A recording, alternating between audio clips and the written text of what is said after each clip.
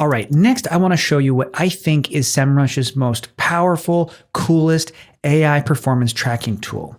On the left side, click Brand Performance under the AI Visibility Toolkit. This tool will help us to see how AI talks about your brand. So go ahead and enter your domain and click Analyze. Select your target location, I'll say United States, and then click Get Started.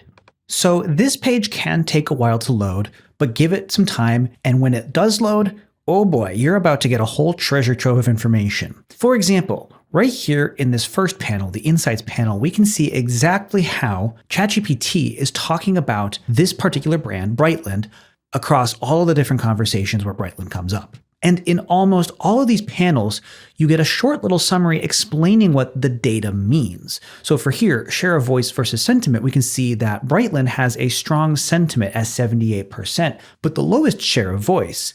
The recommendation it gives is to push more high visibility campaigns to grow volume without losing that overall positivity. You can scroll through here and there's a ton of good information. The overall sentiment about your brand in LLM responses, the key business drivers. So for example, it says that Brightland ranks number 2 on design-led appeal, but lags on freshness. Then it gives a suggestion. Amplify harvest, origin, and testing signals to match your aesthetic strength.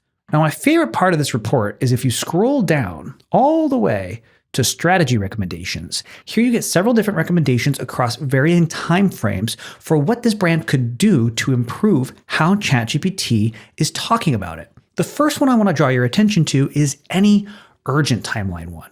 So here it says Brightland performs as a culturally powerful design-led premium brand in ChatGPT, but it's not yet the default go-to cooking oil. It says Brightland is firmly in the top tier of brands that ChatGPT recommends. However, it doesn't show up as often for questions like best olive oil for everyday cooking. It's considered more of a specialty or upgrade option rather than a baseline option. So then it provides 3 recommendations. Make Brightland's everyday value proposition as sharp as its aesthetic one. Publicly codify a simple promise like chef-worthy California EVOO for everyday cooking and beautiful finishing.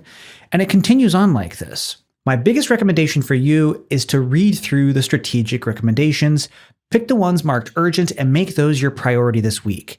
Then work on the short time frame ones, work on the medium time frame ones after that, and so on. If you can go through the checklist that this gives you, you will supercharge the way AI talks about your brand.